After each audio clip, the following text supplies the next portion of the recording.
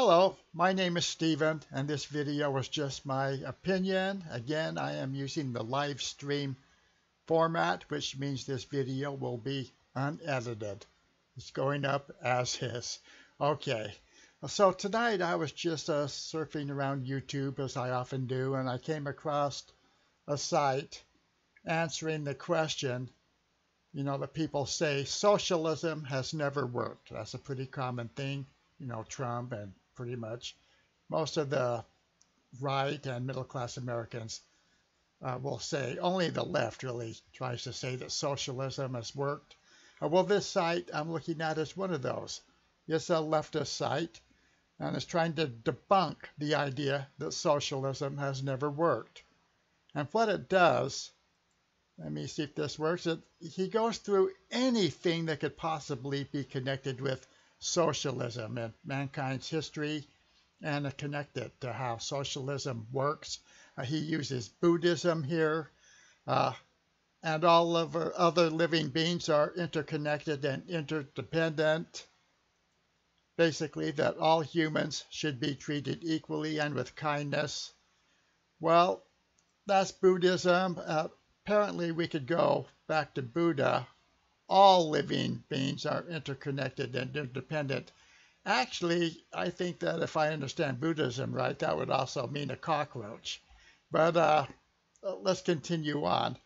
The guy goes on looking at ancient societies, like the Egyptians, basically, where the state controlled the means of production and every aspect of commerce. Okay, but that sounds like a totalitarian state, where the pharaohs at the top and pretty much everybody else are slaves and workers, for the pharaoh. He goes through a lot of biblical religious texts, Old Testament things. Most of those pertain to charity for the poor. But this one here, Christ, the New Testament, for the early apostles and Christians, apparently, owned everything in common.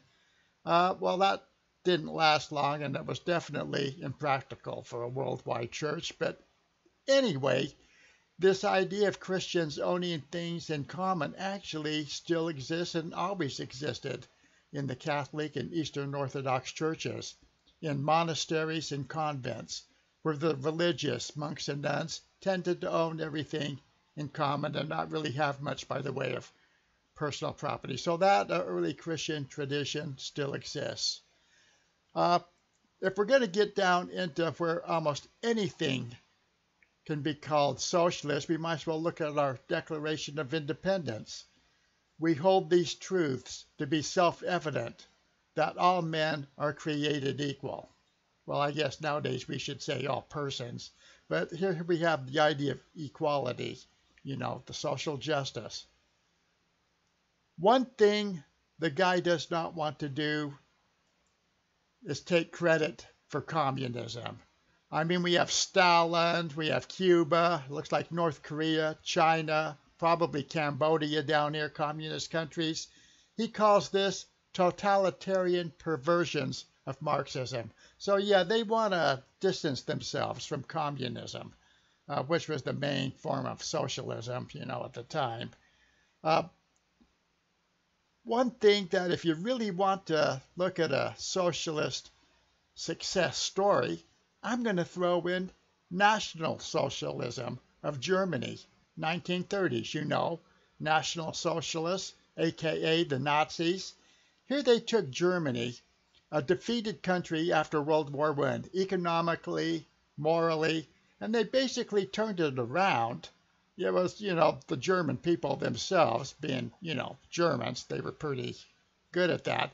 But National Socialism, they, built autobahns, the factories were back up. They turned it into a first-rate world power, at the beginning of World War II. So, yeah, they were a country to be reckoned with by that time. So, but they never want to bring up National Socialism for various reasons. One of them, of course, is Hitler and, the Holocaust. But he'd probably throw Hitler and German National Socialism in the same bucket as the communists with Stalin and, Pol Pot. But it seems to me that one thing socialism, Marxism doesn't have. They talk about social equality, social justice and all that. But look at our Constitution.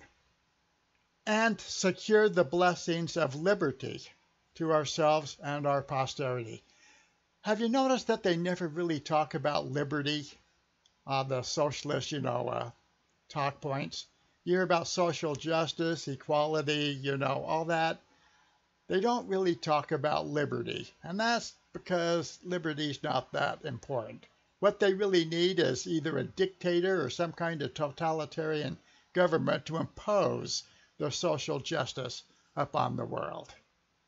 Okay, my name is Stephen. This is just my opinion, a brief little overview of, I think that there is one form of socialism that could be called a success, and that would be National Socialist or Nazi Germany. All right, Stephen out.